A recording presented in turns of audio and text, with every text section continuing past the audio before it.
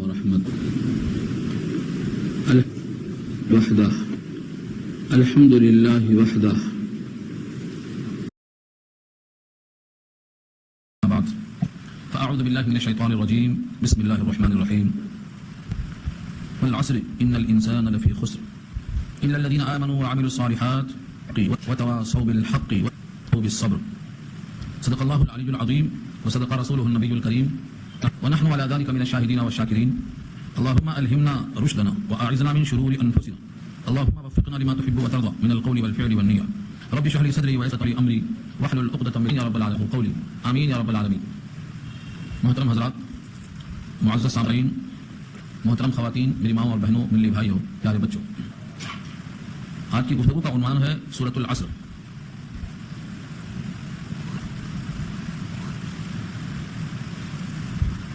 سورت مکی ہے اور کل 3 آیتوں پر مشتمل ہے. سب سے مختصر ترین سورت، کم سے کم کوئی بھی سورت 3 آیتوں سے کم نہیں ہوتی.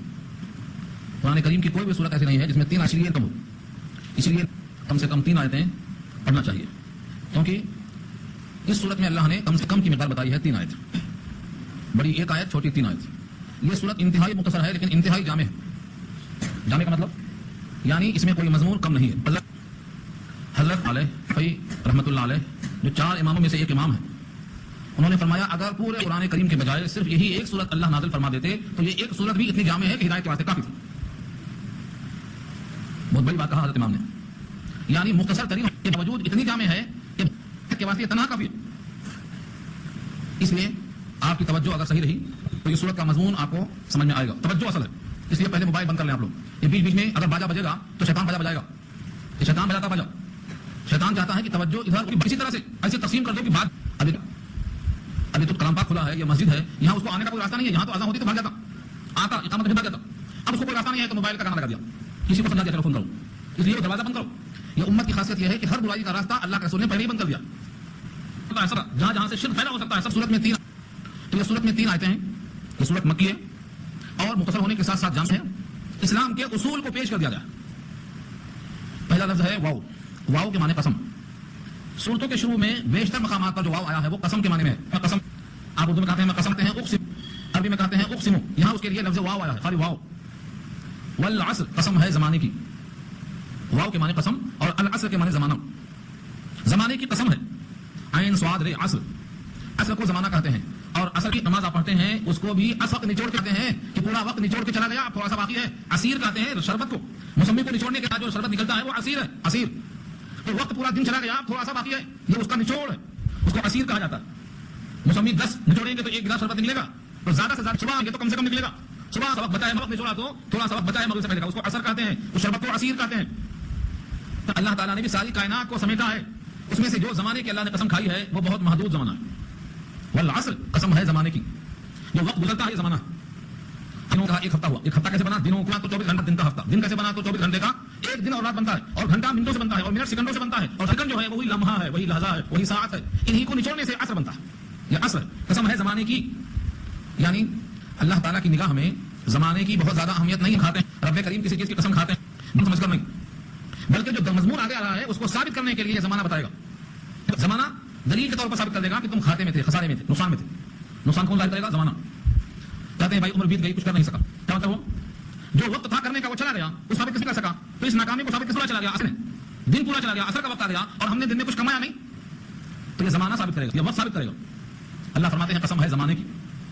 تو زمانے کی عظمت سے مراد نہیں ہے بلکہ زمانہ ہمارے لیے دلیل کے طور پر، ثبوت کے طور پر کہ زمانہ تم کو ظاہر کرے گا. کب؟ جب 4 آدمی کندھے پر پہنچ لے جائیں گے اور قبر کی طرف پہنچائیں. کچھ لوگ پہنچائیں گے، کچھ لوگ آپ کی طرف لے جائے جاتے ہیں، یہیں سے جہنم شروع ہو جاتی ہے. چلو چلو. اور کچھ لوگ مٹی کے حوالے کیلوں کی غذا بنائے جاتے ہیں، چلو کہیں کیلے کھائیں گے. اگر انسان کے اعمال ایسے ہیں جو یہاں آ رہا ہے آگے 4 شرطیں، یہ 4 شرطیں اگر ہیں تب تو وہ محفوظ مقام پہ جاتا ہے. اور یہ 4 شرطیں کیڑا دی گئی ہیں تو جلنے کو جا رہا ہے یا کیڑا لوگ لے کے جا رہے لوگ لے کے. وہ وقت ثابت کرے گا کہ تم نے 50 سال کیسا گزارے، گھاٹے میں کہ نقصان میں. وہ ٹائم بتائے گا کہ تم نے زندگی کے اپنے لمحہ، کسی کی عمر 25 سال ہے، کسی کی 30 سال ہے، کسی کو پتہ نہیں کتنے ہیں. اب 50 گزر گئی ہے تو سمجھتے ہیں 50 اور ہوگی.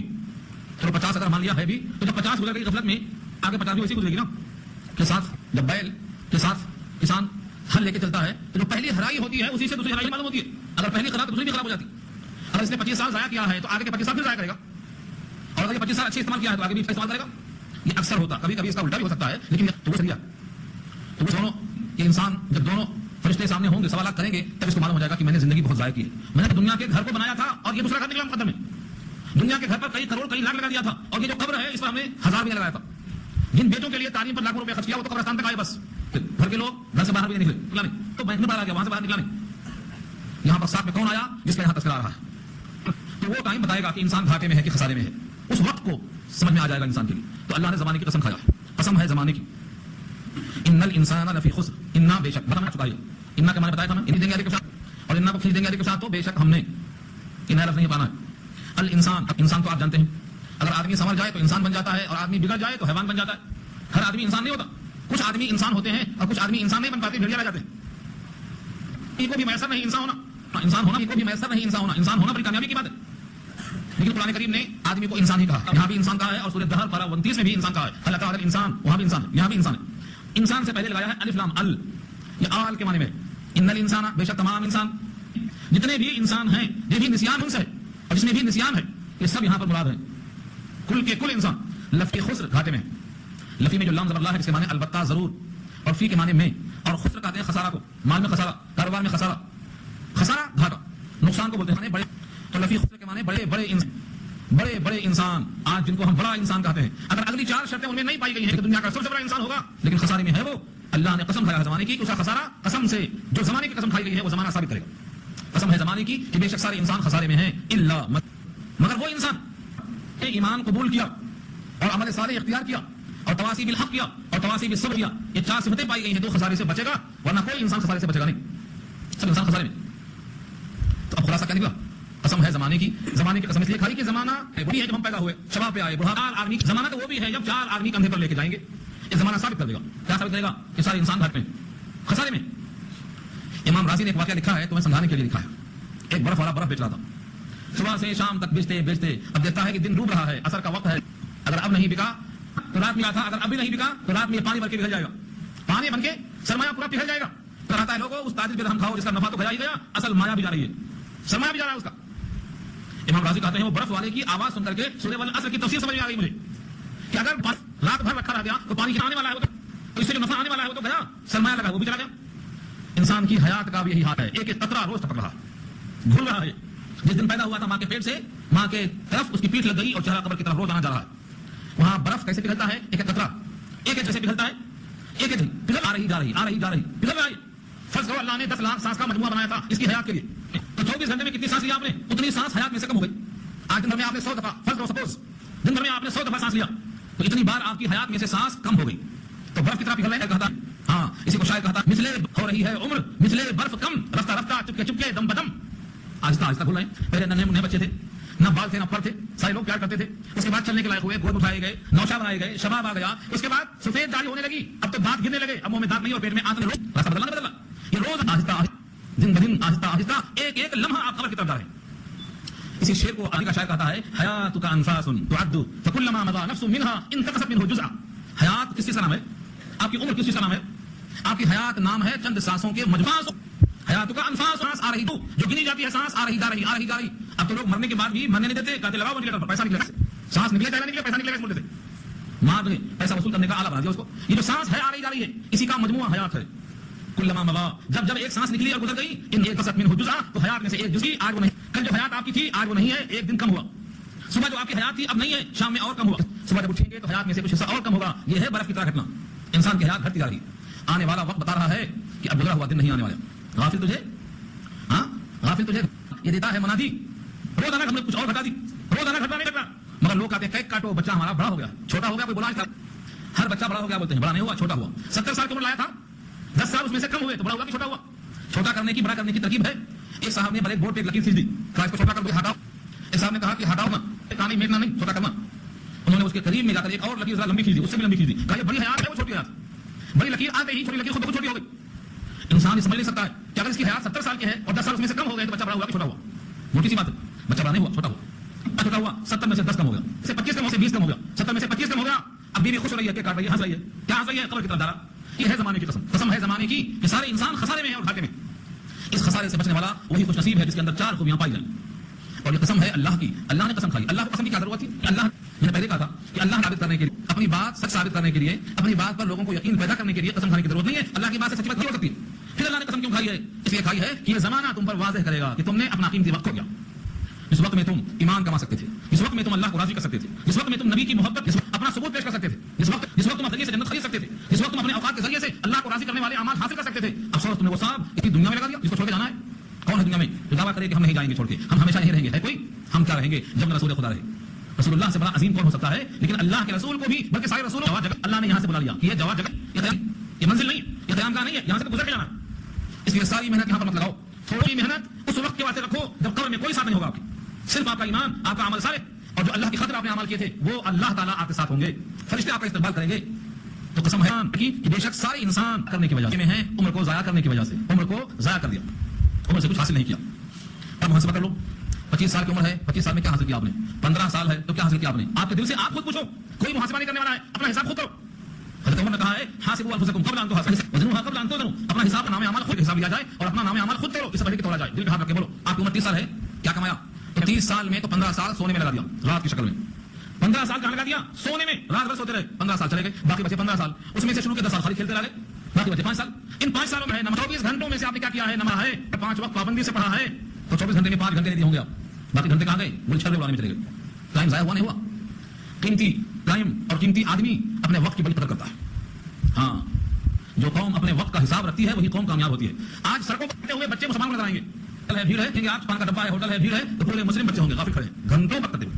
کیوں؟ ان کو پتہ نہیں ہے کہ حیات جا رہی ہے, انہیں کوئی خبر نہیں ہے.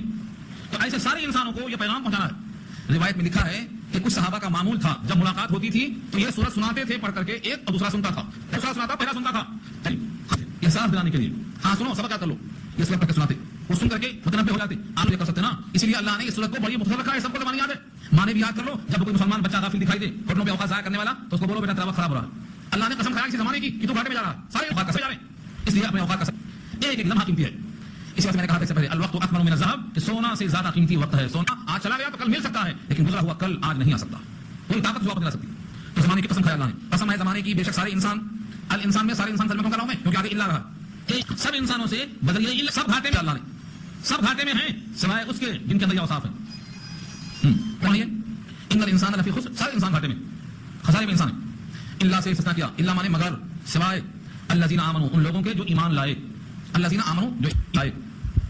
مانا یقین, چھوٹا سا لفظ ہے بمانا یقین. ایمان کے معنی یقین. ایمان بنا ہے امن سے, اور امن ضد ہے خوف کی. امن کا اپوزٹ کیا ہے؟ خوف. تو ایمان لائے کا مطلب انہوں نے اپنے لیے امن کو واجب کر لیا اور خوف سے بری ہو گئے. نہ قبر میں خوف ہوگا, اور نہ موت کے موقع پر خوف ہوگا, نہ ان خوف پہ خوف ہوگا, بلکہ یہ ہر خوف کو مومن کہا جاتا ہے. معمول اور محفوظ کر لیا اس کو مومن کہا جاتا ہے. جس کو خوف لگا ہوگا وہ مومن نہیں ہے. مومن تو بے خوف ہوتا ہے, اسے ایک ہی خوف ہے کہ میرا خاتمہ ایمان پر ہو, مجھے اللہ سے رضامندی مل جائے. مومن جانتا ہے میں مر جاؤں گا تو شہید بنوں گا, اور جیوں گا تو غازی جیوں گا. زندہ رہوں تو مال غنیمت ملے گا, اور شہید ہو جاؤں گا تو اجر ملے گا. مومن کبھی خوف زدہ نہیں ہوتا. کوئی مار دیتا, مومن کو اگر کوئی مار دیتا ہے تو مومن کے خون سے گھبرا کے خود مر جاتا ہے, لیکن جو ڈرپوک آدمی ہوتا ہے اس کا خون تو خشک ہوتا ہے. حضرت جبیر کو سعید بن جبیر کو حجاج نے جب قتل کروایا تو وہ جری تھے, ان کا خون دے کے بیمار پڑ گیا, اسے بعد مر گیا. تو مومن اگر جری ہوتا ہے تو اس کے خون کا اثر پڑتا ہے, لیکن بعد اثر ڈالتا ہے. ایمان کے معنی یقین, اور ایمان کے معنی امن والا, امن میں رہنے والا, امن دینے والا. اور مومن کے معنی آتے ہیں یقین کرنے والا. قرآن کریم کی ساری آیتیں موجود ہیں. وَلَيُبَدِّلَنَّهُم مِّن بَعْدِ خَوْفِهِمْ أَمْنًا, ہم ضرور بدل دیں گے ان کے خوف کو امن کے ساتھ. دیکھو اللہ نے امن کہا اور خوف کے ساتھ دیا اسے. اور ایک ایمان کے یقین کرنا, یقین کس کا نام یقین ہے. جیسے آپ نے کہا آمنت باللہ, میں اللہ پر ایمان لایا, تو ہر زبان سے کہا تو منافق ہے, اور دل میں اگر ہے کہ میں اللہ کی ذات پر یقین کیا تو اس تصدیق قلبی کی بنا پر اس کو ایمان حاصل ہے. صرف زبان سے کہا دیا آمنت باللہ تو یہ اقرار تو منافق بھی کرتے تھے. دل سے آمنت باللہ کہا تو اس یقین کی بنیاد پر, تصدیق قلبی کی بنیاد, وہ مومن کہلائے گا. آمنت, ایک تو ایمان مجمل ہے, آمنت باللہ کما ہوا باسمائہ وصفاتہ وقبلت جميع احکامہ, میں اللہ کی ذات پر ایمان لایا جیسا کہ وہ ہے اپنے ناموں کے ساتھ, اپنے صفاتوں کے ساتھ, اور میں نے قبول کیا اس کے سارے احکام. معنی مجمل ہے. مفصل کیا ہے؟ 7 چیزوں پر ایمان. آمنت باللہ وملائکتہ وکتبہ ورسلہ والیوم الآخر والقدر خیرہ وشرہ من اللہ تعالی والایمان بعد الموت. یہ 7 چیزوں کا ماننا ایمان ہے. تفصیل انسان کو تفصیل میں گئے تو سمجھ کر شعور کے ساتھ ماننا شعوری ایمان ہے, ورنہ اجمالی ایمان ہے. یہ ایمان کیسے آئے گا؟ کچھ لوگ ایمان حاصل کرنا چاہتے ہیں مگر ان کو دکان نہیں معلوم. دکان معلوم ہے تو خرید لیتے. اچھا مال سب لینا چاہتے ہیں لیکن ملتا کہاں نہیں معلوم. ایمان ملتا ہے کیوں؟ قرآن سے ملتا ہے, کیونکہ قرآن مرکز علم ہے. اللہ نے خود فرمایا ہے اس کتاب کو ہم نے نازل کیا ہے, اس کتاب میں سراپا نور ہے, اس کتاب میں ہدایت ہے, اس کتاب میں رہنمائی ہے, اس میں بشارت ہے. اور جب یہ بندہ پڑھتا ہے تو اس کے ایمان میں چاہے وہ کتنا ہی کمزور ہو اضافہ ہوتا ہے, تر و تازگی ہوتی ہے. اذا ایمان علیہم آیاتہ زادتہم ایمانا, اللہ کی آیتوں کو کی جاتی ہے ان کے سامنے, اللہ کی آیتوں کی, تو ان کے ایمان میں اضافہ ہوتا ہے. تو ایمان اگر بالکل نہیں ہے تو پہلے کلمہ پڑھنا پڑے گا، لا الہ الا اللہ کہنا پڑے گا، اشہد ان لا الہ الا اللہ کہنا پڑے گا. اور اگر وہ پہلے سے موجود ہے تو اس کی تقویت کے لیے آپ کو قرآن کی تلاوت کرنا پڑے گا. یا تو تلاوت خود کریں یا کوئی کرے اور آپ سنیں، اس سے ایمان میں تازگی آتی ہے. تیسرا مقام ہے یا ایھا الذین آمنوا اتقوا اللہ وکونوا مع الصادقین کے ساتھ رہو. ایمان والو اللہ سے ڈرو، سچوں کے ساتھ رہو. سچوں کی صحبت رہیں گے ایمان بڑھے گا. تو ایمان بڑھانا ہے تو سچوں کے ساتھ رہو. ایمان بڑھانا ہے تو تلاوت قرآن میں رہو. ایمان بڑھانا ہے تو اپنی آخری منزل کو ہمیشہ یاد رکھو. فرمایا اکثروا ذکر ہذه اللذات یعنی الموت، جو لذتوں کو توڑ دینے والی شے ہے یعنی موت، اس کے کثرت سے اس کو یاد کرو تو یہ بھی تمہاری لذت توڑ دیتی ہے. تو ان بہت چیزوں کو جامع، چھوٹا لفظ ہے لیکن بہت چیزوں کو جامع ہے. یہ ایمان دل میں آیا نہیں آیا کبھی توڑا آپ نے؟ آپ کہتے ہیں بھائی پیٹ بھر گیا، بھوک ختم ہو گئی، بھوک کو توڑ لیا. پیاس بجھ گئی، پانی سے پیاس کو توڑ لیا. سردی ختم ہو گئی، کپڑا گرم پہن لیا، اس کو بھی توڑ لیا. آپ کے دل میں کتنا ایمان ہے اس کو توڑا کبھی؟ مانتے ہیں وہ ایمان توڑا جائے گا محشر کے میدان تمہارے دل میں. لیکن آقا نے فرمایا ہے تمہارے دل میں ایمان آیا تو اس کو چیک کرنے کی ترازو یہ ہے، دیکھ لینا. جب کسی بندے کے دل میں ایمان آتا ہے تو اس کو توڑ سکتا ہے. توڑنا چاہیں گے آپ؟ ہر شخص کو ترازو دے کے جاتا ہوں، میری نہیں ہے وہ. جس رسول پر آپ کا ایمان ہے ان کی ترازو ہے، اس ترازو کو رکھ کر کے اپنا ایمان توڑ لینا. کہ دل میں فرمایا نبی صلی اللہ علیہ وسلم جب کسی بندے کے دل میں وجود سے ہو جاتا ہے تو اس کے وجود سے 3 علامت ظاہر ہوتی ہے. مختصر صورت ہے، اس کو ختم کر سکتا ہوں میں، لیکن چاہتا ہوں کہ آپ اس صورت کے کم سے کم داعی بن جائیں، ہر حاضر غائب تک پیغام پہنچانے والا بن جائے. جب کسی کے دل میں نور ایمان داخل ہو جاتا ہے تو اس کے وجود سے 3 چیزیں ظاہر ہوتی ہیں. التجافی عن دار الغرور، الانابت الى دار الخلود، الاستعداد بالموت قبل النزول. 3 چیزیں ظاہر ہوتی ہیں. اگر ایمان دل میں ہے تو یہ 3 چیزیں پیدا ہونا ہے. التجافی دوری، تجافی کے معنی دوری، اس سے اندار الغرور دھوکے والے سے دوری پیدا ہو جاتی ہے طبیعت میں. پتہ نہیں میں کتنے دن یہاں رہوں گا، کتنے دن یہاں رہوں گا، کتنے مہینے یہاں رہوں گا، نہیں معلوم کہ مجھے اس گھر سے اس گھر میں کب منتقل کیا جائے گا. ہمیشہ ڈر لگا رہتا ہے دل میں. یہ ہے التجافی عن دار الغرور. دار غرور کون ہے؟ دھوکے کا گھر. میرا ہے اچانک معلوم ہوا تو سن ہو گیا. نہ رجسٹری کرائی، نہ زبان سے راضی ہونے کا فیصلہ کیا، نہ کوئی دوا لائے، کچھ خود بخود منتقل ہو گئی ملکیت. پھر جمع ہوتا ہے اشتراک چاہے نہ چاہے، پھر جمع ہوتا ہے جمع نہ ہو، لکھا پڑھی ہو جائے نہ ہو. تو ایسا گھر تو دار غرور ہی ہو سکتا ہے. رات دوسرے کا ہو گیا، کل تک میں اس کا مالک تھا، رات میں روح نکل گئی، صبح دوسرے مالک ہو گئے. تو کون سا گھر ہے؟ اس کا نام دار غرور ہے. ایسے گھر سے دوری پیدا ہونا کہ مجھے پتہ نہیں کب یہاں سے منتقل کرنا پڑے گا. یہ مومن کا ایمان اس کے دل میں پیدا کر دیتا ہے. تجھے محنت کرنا ہے تو محنت کر. تو دار غرور سے دوری. اور نمبر 2 التجافی الانابت الى دار الخلود. ہر وہ گھر جو ہمیشہ والا گھر ہے، جس کا نام جنت ہے، جس کی پہلی منزل، آخری سفر کی پہلی منزل قبر ہے، اس کی طرف رغبت پیدا ہو جاتی ہے. الانابت توجہ کرنا، متوجہ ہو جانا. دار خلود کہتے ہیں متوجہ ہونے والے کو. دار خلود ہمیشہ والا گھر کون سا ہے؟ قبر بھی ہمیشہ والا گھر نہیں ہے، وہ بھی عارضی ہے، برزخ ہے. وہ تو اصل ہمارا گھر دائمی جو کبھی بھی چینج نہیں ہوگا، نہ موت آئے گی، نہ بڑھاپا آئے گا، نہ بیزاری آئے گی، نہ نکالا جائے گا، وہ کون سا گھر ہے؟ جنت ہے. اس جنت کی دل میں ہمیشہ لو لگی رہتی ہے، یا اللہ اس گھر میں تھوڑا سا جگہ مل جائے، ایک بارش مل جائے، ہمیں پاؤں رکھنے کی جگہ مل جائے، ہمیں ایک شوق لے کے چلتا ہے، ایک رغبت ایک شوق لے کے چلتا ہے. یہ ہے الانابت الى دار الخلود. یہ دوسرا ہے. تیسرا کیا ہے؟ الاستعداد للموت قبل النزول. موت کے نازل ہونے سے پہلے موت کے لیے مستعد ہے، تیار ہے، جب چاہے بلا لیجیے، بندہ غلام حاضر ہے. اس گھر سے وہ گھر مجھے اچھا ملنے کی امید ہے، میری ساری محنت اس دنیا کے واسطے نہیں ہوئی ہے، کچھ وہاں کے واسطے بھی ہوئی ہے، بندہ تیار ہے. تو سمجھ صفتیں پیدا ہو جائیں تو سمجھ جاؤ نور ایمان دل میں کامل ہو چکا ہے، نور ایمان دل میں آ چکا ہے. اگر 3 چیزیں ابھی پیدا نہیں ہوئی ہیں تو سمجھ لو زبان پہ ایمان ہے، قلب تک نہیں اترا. قلب میں اترنا ایک مرحلہ آتا ہے، ایمان آدمی کے زبان پہ آتا ہے، اس کے بعد ایک مرحلہ آتا ہے تو اس کے قلب میں اترتا ہے، اور جب تک قلب میں نہ اترے قالت اللہ کا ایمان ناقص ہوتا ہے. قالت اللہ قولوا واسلمنا قل لم تؤمنوا ولكن قولوا واسلمنا. یہ آیت دلیل جملے کی. دیہاتیوں نے کہا کہ ہم ایمان لے آئے. اللہ نے کہا ان سے کہو تم اسلمنا کہہ سکتے ہو، آمنا نہیں کہہ سکتے ہو، کیونکہ ابھی تم اسلام میں داخل ہوئے ہو، ایمان تمہارے قلب میں داخل نہیں ہوا. تو پہلی شرط کیا ہے؟ ایمان. جو لوگ ایمان لے آئے، یہ پہلی شرط کیوں لگائے؟ کیونکہ اس کے بغیر کوئی عمل. اگر فرض کوئی ایمان نہیں ہے، باقی 3 اعمال ہیں، تو کتنے نمبر ملیں گے؟ فرمایا 0. کیسے؟ ایک آدمی میں جان نہیں ہے، مردہ باڈی ہے اس کی، تو اس کو دودھ ہو یا گھی سب برابر ہے، اس کو دودھ گھی سے فرق نہیں پڑتا. اگر حیات ہے تو سوکھی روٹی اور چٹنی کھائے گا تو جہان میں اس کے تازی آئے گی. اور دودھ کی جان نکل چکی ہے تو ملائی کھلاؤ. دودھ جسم کے لیے جیسے جان جسم کے لیے شرط ہے، ایسے سارے اعمال کی درستی کے واسطے ایمان شرط رکھا اللہ نے. ایمان کا مطلب اللہ کے وفادار بن جاؤ، اللہ کو اللہ تسلیم کر لو. تم نے جب مالک کو مالک مانا ہی نہیں ہے تو تمہارے سارے کام مالک کی نگاہ میں غداری کے برابر ہیں. تم نے پہلے مالک کو تسلیم نہیں کیا. یہی ایمان اصل میں. پہلے وفادار بنو، اپنے مالک کو سمجھو، یہ ایمان ہے. اب کام کرو، یہ عمل صالح ہے. تو پیغام دیا اللہ نے. کیا پیغام دیا؟ الا الذين امنوا، مگر وہ لوگ گھاٹے سے بچ گئے جو ایمان لے آئے، جنہوں نے ایمان قبول کر لیا. ایمان کسی نہ کسی کے ہاتھ پہ قبول کیا جاتا ہے. اب جو خاندانی مسلمان ہے وہ تو باپ سے بیٹا سیکھ لیتا ہے، ماں سے بیٹی سیکھ لیتی ہے، نہیں ہے تو دیکھا دیکھی چل جاتا ہے. نہیں، جن کے پاس خاندانی اسلام نہیں ہے، ابو جہل کوئی تو پیش کرے گا. ابو جہل پر حضور نے پیش کیا تھا، ابو جہل کے بیٹے اکرمہ پر حضور نے پیش کیا تھا. ایک نے قبول کر لیا، ایک نے قبول نہیں کیا. کوئی قبول نہیں کرے گا، یہ فیصلہ ہم نے کیسے کر لیا؟ ہمیں تو حکم یہی ہے کہ ہمیں پیش کرنا ہے. جب کوئی پیش کرے گا تو وہ قبول کریں گے. حتی یسمع کلام اللہ. اللہ نے شرط رکھی ہے کسی بھی آدمی کو پہلے کلام اللہ سنانے کی شان مانے. تو ایمان کا میں بحث کام ہے. اب اگر میں بحث کروں آپ سے کہ ایمان جز ہے، مرکب ہے یا بسیط ہے. مرکب کے معنی 3 چیزوں کا مجموعہ ہے، اور بسیط کے معنی کسی چیز کا مجموعہ نہیں ہے، بلکہ یہ تصدیق قلبی کا نام ہے، اس میں کوئی جز نہیں ہے. تو یہ طویل بحث ہے. صرف میں اشارہ کرتا ہوں کہ اصل ایمان تصدیق قلبی ہے، دل کا یقین. یہ اظہار ایمان سے اقرار کرنا، یہ اظہار ایمان کے لیے شرط ہے. ایمان کا جز نہیں ہے لیکن ایمان کے اظہار کے لیے شرط رکھا ہے. اور اعمال صالحہ جتنے ہیں یہ ایمان کی تکمیل کا ذریعہ ہے، مکملات ایمان ہے۔ اگر یہ اعمال صالحہ جزوی ایمان ہوتے تو اللہ نے واو عاطفہ لگا کر اس کو الگ نہ کیا ہوتا، الا الذین آمنوا وعملوا الصالحات، جو لائے اور عمل صالح کیا، میں عمل صالح شامل ہوتا تو الگ سے واو لگا کر، واو مغایرت چاہتا ہے، واو تغیر چاہتا ہے، وہ چاہتا ہے کہ واو سے پہلے دوسرا ناؤن ہے اور واو کے بعد دوسرا ناؤن ہے، یعنی ایمان کا جز ہوتا اگر عمل صالح تو عامل الصالحات کو اللہ الگ بیان نہ کرتے۔ معلوم یہ ہوا ایمان نام ہے تصدیق قلبی کا، زبان سے اخراج صالحہ ہے، لیکن اعمال صالحہ کا ایمان ہے، اس کا جز نہیں ہے بلکہ مکملات ایمان ہے، اس سے ایمان کی تکمیل ہوتی ہے، اس سے ایمان کامل ہوتا ہے۔ اگر کوئی شخص اعمال صالحہ نہیں کرتا ہے تو بھی وہ مومن ہے لیکن گنہگار ہے، اس کا ایمان ناقص ہے۔ اگر کوئی شخص اعمال صالحہ کا پابند نہیں ہے تو کہا جائے گا اس کا ایمان اتنا کمزور ہے کہ عمل صالحہ وجود میں نہیں آتے۔ جیسے ایک درخت زمین پک گیا، آپ شاخیں کھرچ کر دیتے ہیں تو تازگی ہے، ہرا ہے، لیکن پھول نہیں آ رہا ہے، پتا نہیں آ رہا ہے، پھل نہیں آ رہا ہے، تو آپ کیا کہیں گے؟ درخت میں جان تو ہے لیکن اتنا جاندار نہیں ہے کہ پتے نکال سکے، پھل کو نکال سکے، پھول کو نکال سکے۔ جان تو ہے کیونکہ ہرا پن ہے، کھرچنے کے بعد تراوٹ معلوم ہوتی ہے، تو ہم یہ کہیں گے اگر تصدیق قلب مومن ہے اور زبان سے اقرار ہے تو یہ مومن نہیں چھوڑ رہا ہے، اس کا ایمان اتنا کمزور ہے کہ شراب نہیں چھوڑ رہا ہے، بیڑی نہیں چھوڑ رہا ہے اور دھواں ڈالا لوگوں پر، ہاں بیڑی ہو یا تمباکو مکروہ ہے، تحریمی ہے، چھوڑ نہیں رہا ہے۔ کیوں نہیں چھوڑ رہا ہے؟ کیونکہ اس کا ایمان کمزور ہے، اس کا ایمان اتنا مضبوط نہیں ہے کہ اٹھا کر بستر سے فجر میں لے آئے۔ مغرب میں لاتا ہے ایمان، مغرب میں اس کا ایمان اٹھا کر لاتا ہے، لیکن فجر میں اس کا ایمان اتنا کمزور ہے کہ بستر سے اٹھا کر لانے پر قادر نہیں ہے، ہم تو ہے کمزور ایمان۔ دیکھو اللہ اکبر دونوں یکساں ہیں، اذان دیتا ہے مؤذن وہ بھی اللہ اکبر کہتا ہے اور مجاہد میں اتنی دمدار آواز نکلتی ہے کہ وہ بھی اللہ اکبر ہی کہتا ہے، لیکن فرق کیا ہے؟ وہاں کافر کے دل دہل جاتے ہیں اور یہاں مومن کی نیند بھی بیدار نہیں ہوتی۔ ہاں دونوں فرق ہے، ایمان میں تفاوت نہیں، لیکن اور مجاہد کی اذان اور ہاں دونوں کی اذان میں فرق کیوں ہو رہا ہے؟ پرواز ہے دونوں کی اسی ایک فضا میں، گرگس کا جہاں اور ہے شاہی کا جہاں اور، کتنا فرق ہے دونوں میں؟ تو گرگس کہتے ہیں گدھ کو، گدھ بھی اسی فضاؤں میں ہے اور شاہین بھی اسی پرواز میں ہے، دونوں کا جہان ایک ہے لیکن منزلیں الگ الگ ہیں۔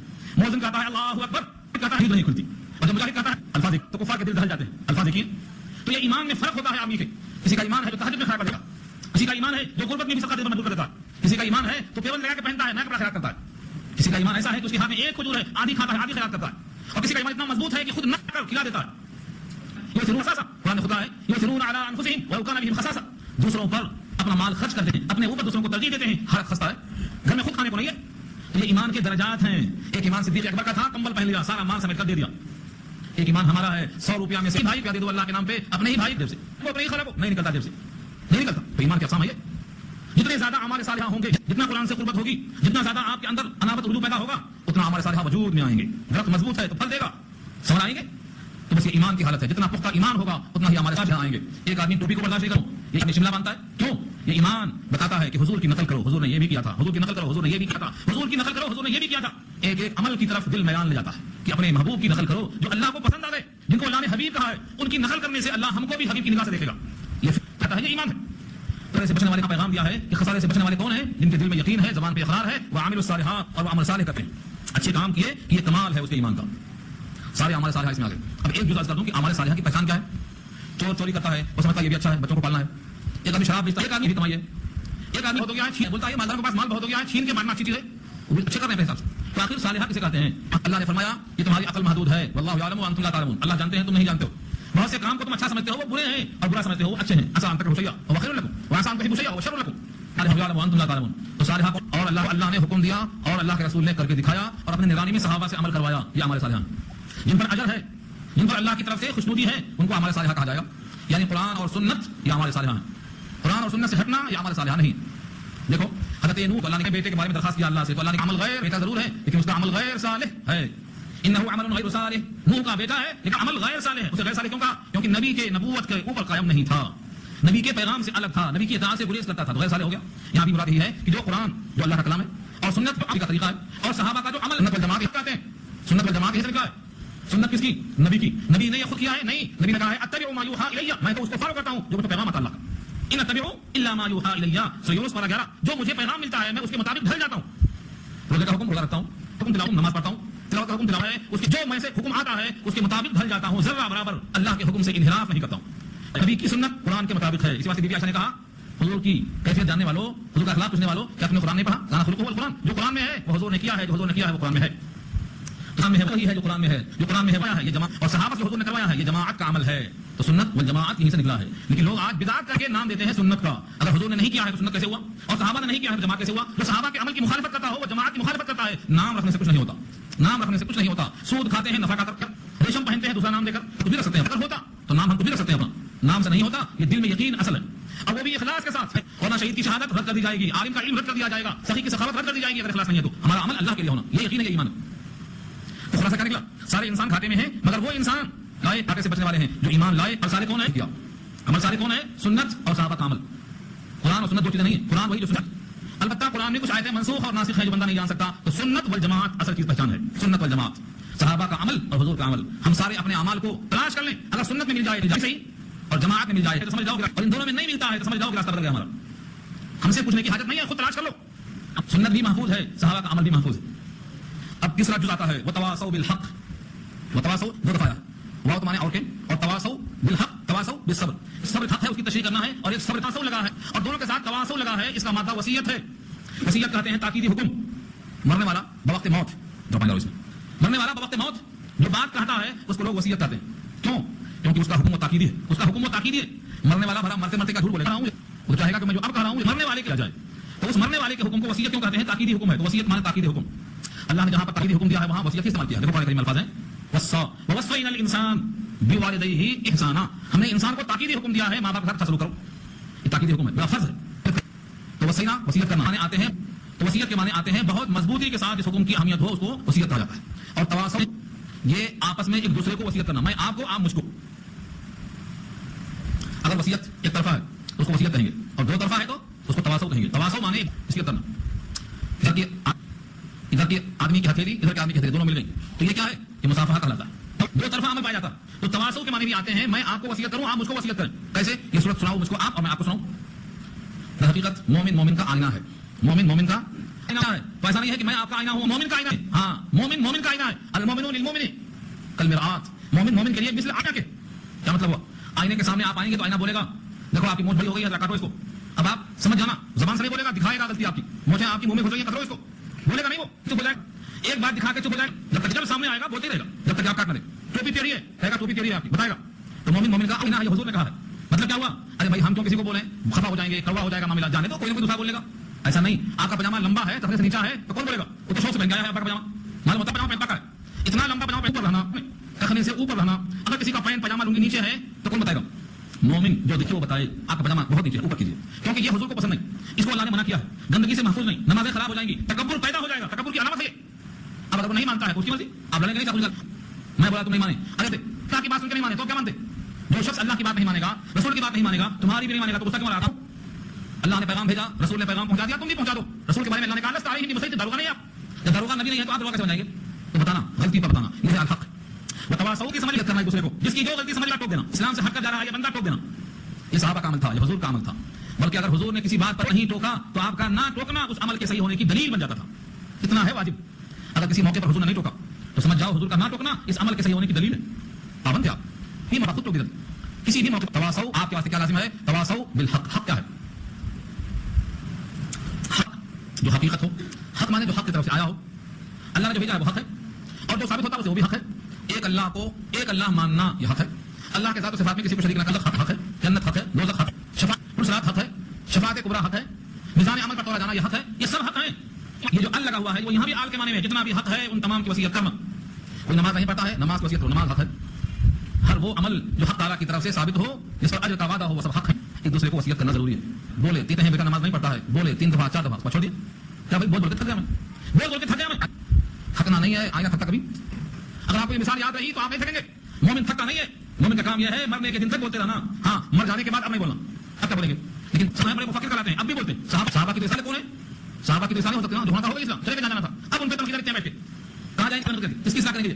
صحابہ کی اصلاح کا ذمہ نبی کے پاس تھا، آپ کی ذمہ نہیں ہے وہ، آپ کو تو ان کی نقل کرنے کا حکم دیا اللہ نے، اور یہ کہا ہے میں صحابہ سے راضی ہوں، وہ مجھ سے راضی ہیں، رضی اللہ تعالیٰ عنہ کا خطاب دے دیا۔ اور جو کہ اللہ راضی ہوں اور جو بات طرف فراقت سے ہوں، ان کے درمیان میں آپ طرف فراقت کیا پیدا کرنا چاہتے ہیں؟ اختلاف، یہ تحقیر ہے، تنقیص ہے، صحابہ کی توہین ہے۔ ایسا کرنے والا اپنا نام اعمال سیاہ کرتا ہے۔ صحابہ کا تو مقام مل چکا ہے، تم ابھی خیر بناؤ۔ صحابہ اور تابعین پر تو اللہ کا وعدہ آ چکا ہے، تو حق کو ظاہر کرنے کی لمٹ کیا ہے؟ موت، موت کے بعد تنقید ختم کر دو، پھر نہیں سمجھنا۔ حضور نے فرمایا ہے تم اپنے اذکروا محاسن موتاکم، اپنے مردوں کے بارے میں کچھ کہنا ہے تو ان کی اچھائیوں کو بیان کرنا، برائیوں کو نہیں۔ مر چکا جو شخص اپنے مقام تک پہنچ گیا، اب کچھ بولنا ہے تو اچھائیاں بولنا، خرابیاں نہیں بولنا۔ کیوں؟ اس کی بڑی حکمت ہے۔ یہ جتنے بندے ہیں ان کے زبان سے نکلنے والا جملہ NOC ہے، نو آبجیکشن۔ اپنے لوگ آگے بہت اچھا تھا تو اللہ کہیں گے اتنے لوگ میں شمار کر لو، ان کی مان لو، اچھا میں شمار کر لو۔ اور سارا جہاں بولتا اچھا ہوا یہاں مر گیا، خس کم جہاں پاک چلا گیا، جوان صاحب ہوئی، ایسا کب ہو گیا تو کیا سمجھیں گے؟ اچھا بڑا ظالم تھا، لوگ محسوس کرتے ہیں کہ بڑا سکون ہو گیا۔ لکھو اس میں جلات تھا یہ. ایک جنازہ حضور کے سامنے آیا تو آپ نے کہا وجبت واجب ہو گئی. کہا کیا؟ کہا لوگوں کو اچھا, لوگوں نے کہا اچھا تھا تو اچھا, لوگوں نے کہا برا تھا بری واجب ہو گئی. تو زبان جو لوگوں کی چلتی ہے چپ نہیں چلتی. ہاں زبان ہے خلق و نقارے خدا سمجھو, جو مخلوق کہتی ہے یہ خدا کا نقارہ ہے, کچھ نہ کچھ آتا ہے. اس لیے ہمیشہ یاد رکھو مرنے والوں کی اچھائیاں برائیاں دونوں بیان نہیں کرنا, صرف اچھائیاں بیان کرنا. یا تو چپ رہنا, بڑا غصہ ہے تو چپ رہنا, کیونکہ جہاں جانا تھا ہوتا ہے. آپ کو آئینہ کب تک دکھائیں گے آپ؟ جب تک آپ دیکھ آئینے میں آپ کو کیا نظر آئے گا؟ آئینہ بھی عجیب آئینہ ہوتا. صدیق اکبر رضی اللہ تعالیٰ عنہ حضور کو بغور دیکھ رہے ہیں. ایک دشمن اسلام آیا اور حضور کو گالیاں دینا شروع کیا, برا بھلا کہا. اب کیا برا بھلا, اس میں اتنی خاص میرے پاس نہیں ہے, حدیث میں اتنی بھلا کہہ چکا. جب برا بھلا کہہ چکا تو حضور نے کہا صدقتا, تو نے سچ کہا. صدیق اکبر کو اٹھانے گیا, کھڑے ہو گئے, خوب تعریف کیا, خوب تعریف کیا. تعریف ختم ہو گئی تو حضور نے کہا صدقتا, تو نے سچ کہا. صحابہ پریشان, اس نے بھی سچ کہا, اس نے بھی سچ کہا, سچ ہے کیا آخر؟ ان کی برائیاں بیان کی, گالیاں دی آپ کو. حضور نے فرمایا کہ آئینہ ہوں, آئینہ وہ تھا اپنی گندگی ہو کر کے آئینے میں کیا دکھ رہا تھا, اپنی گندگی. خوب بیان کیا, جیسا تھا بیان کر دیا. اب صدیق کھڑے ہوئے, وہ بھی دیکھتے ہیں آئینے میں, تو ان کا حسن نظر آیا, انہوں نے خوب بیان کیا. تو جس کے اندر جو چیز ہوتی ہے وہی بیان کرتا ہے. ہاں دیدہ کور کو کیا آئے نظر کیا دیکھے, میری آنکھوں سے کوئی تیرا تماشا دیکھے. رسول اللہ ہے, پہلے سے ایمان ہے, محبت ہے تو دیکھے گا, اور نفرت ہے تو آج بھی لکھنے والے سلمان رشدی کی طرح پیدا ہونے والے رہیں گے, لکھیں گے برائیاں آج بھی. تو محبت کی نگاہ میں دیکھنا, تو مومن کو جب دیکھے گا محبت کی نگاہ میں تو اچھائیاں نظر آئیں گی.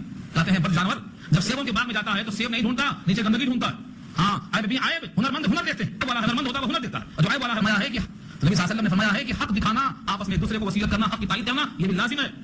کوئی کہتے بھائی ہم سے کیا مطلب, اپنی نماز, اپنی چپل, اپنے بچے, ہمیں کسی کی فکر کیوں؟ یاد رکھ لو جب عذاب آئے گا تو منع کرنے والے بچیں گے, چپ رہنے والے نہیں بچیں گے. مثال دیا تھا میں آپ کو, ہفتے کا دن شکار کرنے والے مچھلیوں کا, جب شکار سے باز نہیں آئے تو لوگوں نے منع کیا, بلکہ کہا ایک گروہ نے منع نہیں کیا بلکہ کہا انجان کا کام جائے.